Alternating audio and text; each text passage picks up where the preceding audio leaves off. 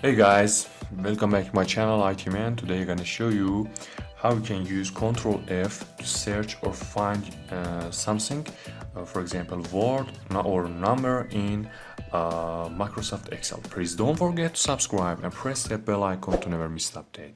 Let's start video.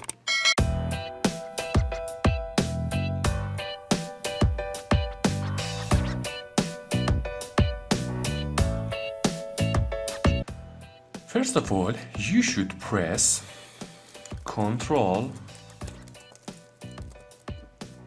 plus F on your keyboard.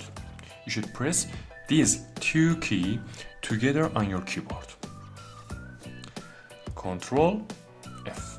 As soon as I click on that, the Excel show this box to me, and I can use this box to search my word or number in Excel. For example, Friday. Hit enter.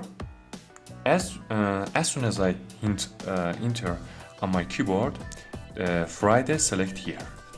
Another example, Monday.